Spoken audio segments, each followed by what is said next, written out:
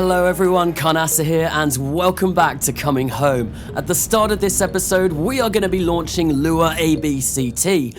This is our first mission in our attempt to actually set up a surface outpost on Lua. What this is going to be, now that the fairings have deployed, it's a rover, and it's a cargo transport rover.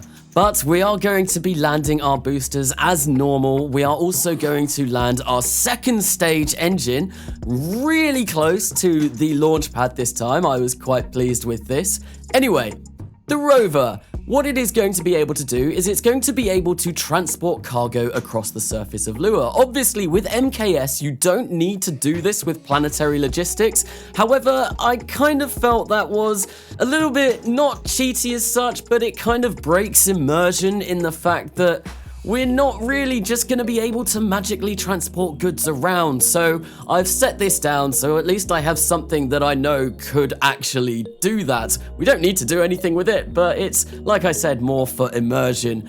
Another reason why I want to send this rover down as well. Lua has an atmosphere, and Lua has a higher gravity than Armstrong. So when I send down base modules, I'm not going to be as accurate with my landings, or so I imagine. So what I want to do is actually have a system where we can maneuver our base modules around, and that is why there is an incredibly large docking port on the end of this rover.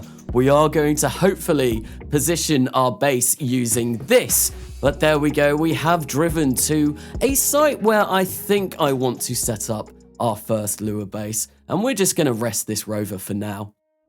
So the second mission of this episode is going to be a new variant of the Chimera rocket. So what this is going to be capable of doing is taking fuel from Armstrong and then delivering it to definitely not another gateway. Now, the reason why I want this is I want to start producing bigger craft at definitely not another gateway. And so I don't really want to be launching liquid fuel and oxidizer from road all the time. I want to be able to grab it from some of those flower miners over on Armstrong and then take it to that space station.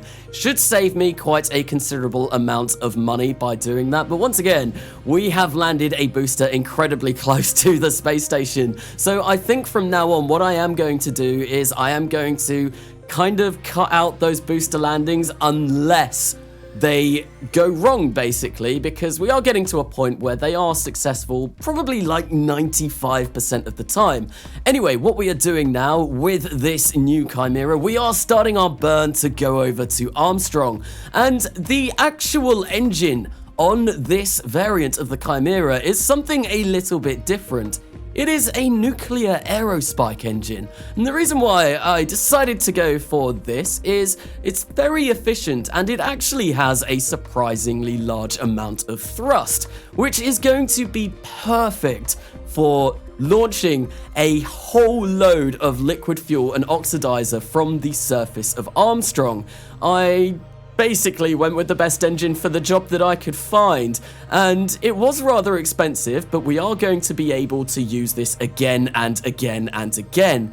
Hopefully, Chimera, this new variant of the Chimera, it will never ever return to road. It will just go on repeat trips from the surface of Armstrong to definitely not another gateway, as soon as we need more liquid fuel and oxidizer on that space station. Anyway, we have now brought that down safely on the surface. So we are going to get our brave engineer out and we are going to attempt to connect these two craft so that we can siphon all of the fuel from this surface base and just, well, whack it into that new Chimera and then obviously take that fuel back to definitely not another gateway. But unfortunately, I landed a little bit too far away, so we are going to have to move this ever so slightly. I did leave our engineer out. I can't remember who it was from the top of my head, and this probably was not a very smart idea, firing up that nuclear engine and blasting that poor Kerbal with radiation. Luckily, I'm not playing with proper Kerbalism, so Matthew Kerman, that's who it is. Matthew Kerman was the Kerbal that just got blasted by that nuclear aerospike. Anyway, Moving that Chimera, we now are within range, so we can actually connect these two craft up, and you can see I am transferring all of that liquid fuel and oxidizer over to the Chimera. There we go, the liquid fuel has been done, now it's just the oxidizer, and we are going to get Matthew Kerman back into this Chimera, and we are going to launch for definitely not another gateway. You can see we have 4,600 meters per second of Delta V in this craft after taking off from Armstrong, which is going to be more than enough to actually get us over to definitely not another gateway, do all of our maneuvers that we need to do to get our rendezvous, stop, dock, and then unload our fuel. And then, once we have done that, we are going to save a little bit of the liquid fuel so that we can actually return to Armstrong. That way, we are never ever going to need to refuel this from road. This thing will just manage to stay in orbit forever, and it will just keep refilling, definitely not another gateway. Here I am just performing a slight inclination change at a very eccentric orbit yet again, so it's not exactly costly, so I can actually match planes with that space station.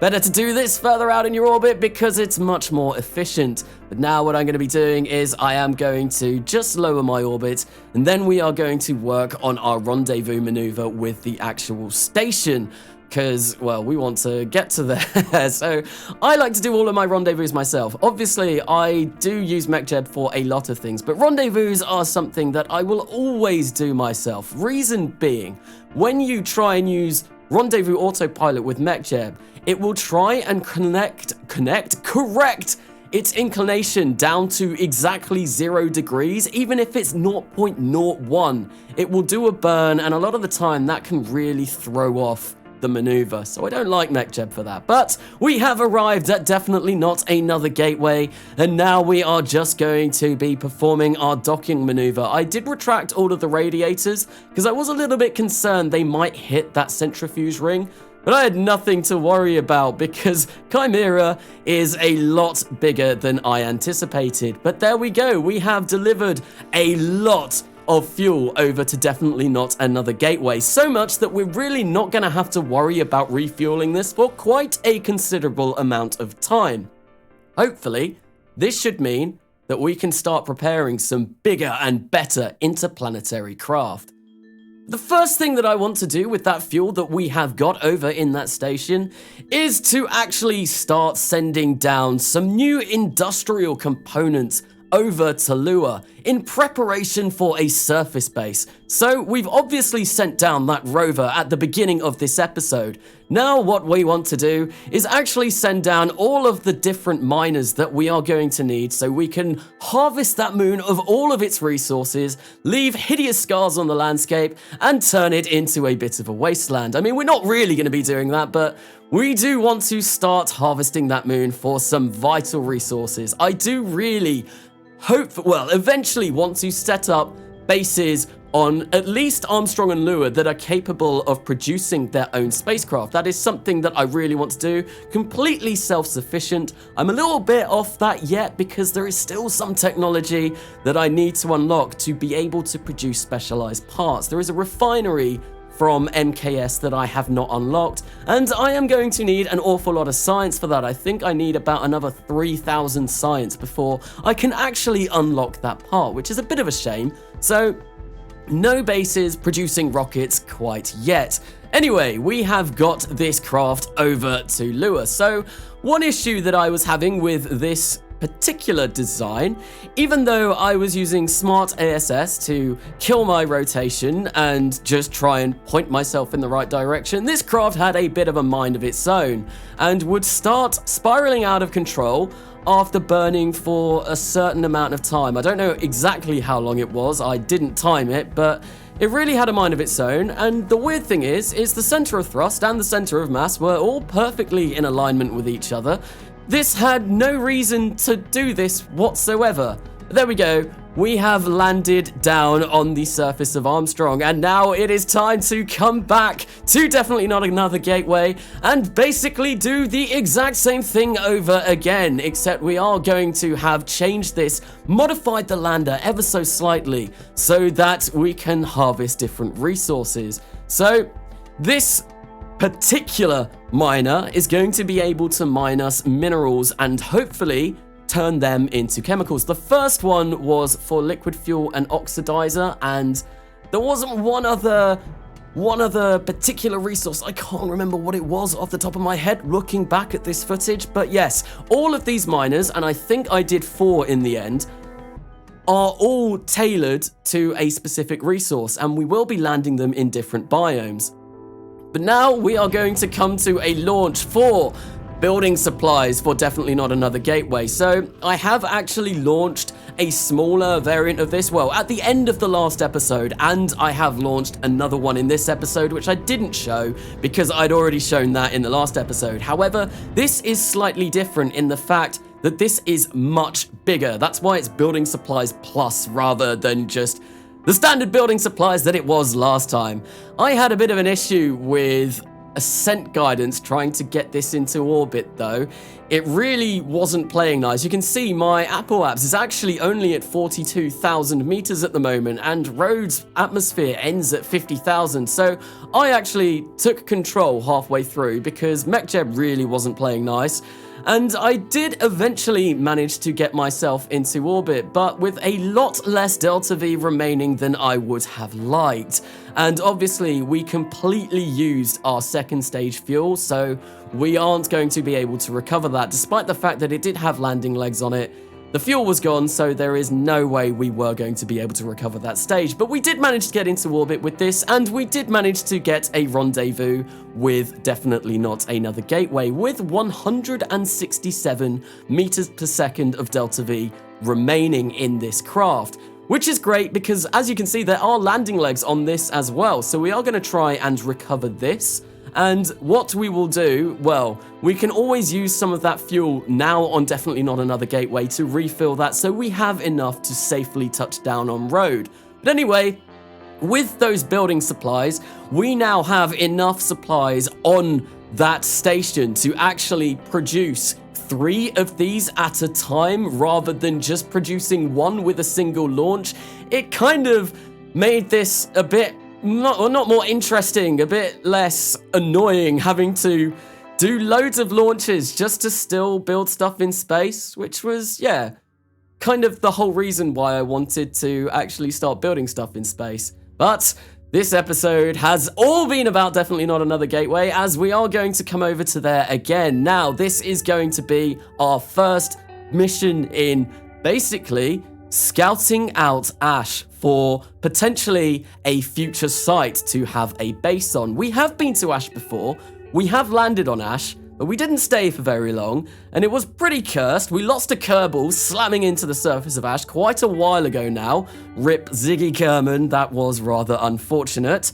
And obviously in the last episode, I think it was the last episode, Ziggy Kerman got eaten yet again by Hydra, so he's really not having a good time in this series. So anyway, we are going to be sending a rover over to Ash. That we built this rover from Definitely Not Another Gateway. That way I didn't need to build some big launch vehicle to get it over to Ash. And actually we had enough liquid fuel oxidizer, all of the specialized parts and building kits or material kits to actually build this at the station anyway. So I thought, yeah, we might as well send the rover down, send a rover, and well, it's uncrewed at the moment, but we are going to be sending a crew over. But there you go, we can see we have touched down, although we very nearly flipped in a rather awkward direction. But we were able to safely bring this down onto the surface of Ash. Now we're just going to go give it a little bit of a test drive, see how it can handle. It can do a bit of breakdancing with its wheels whilst we have touchdown, and yeah, it's got quite a lot of maneuverability, and it also appears there are some very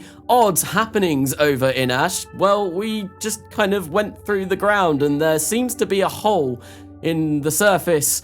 A little bit bizarre, and a little bit, I'm quite thankful that this didn't explode once we went through the surface, but it did manage to survive.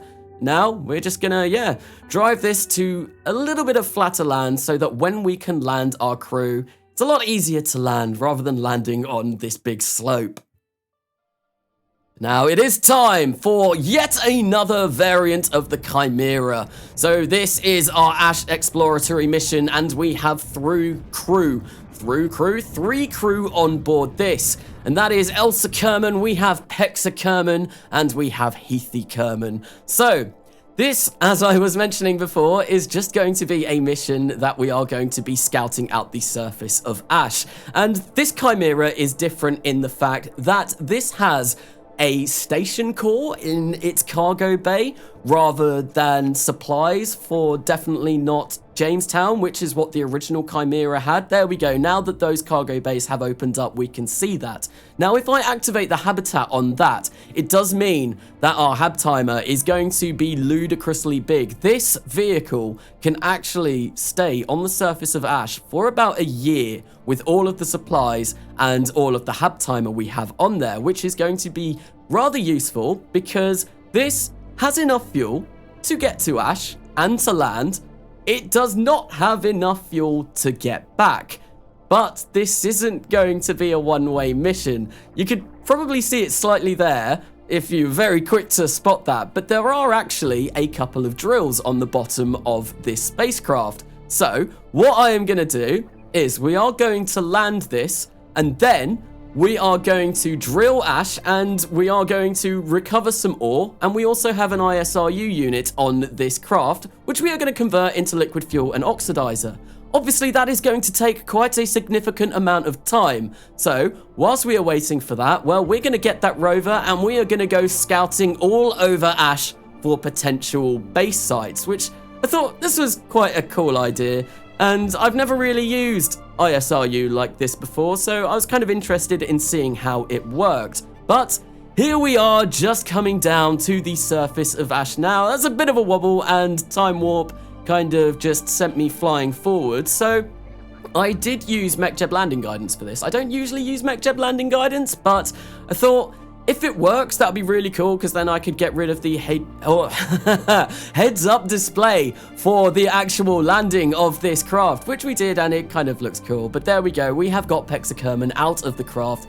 He's going to plant a flag. This is the Ash exploratory team landing site.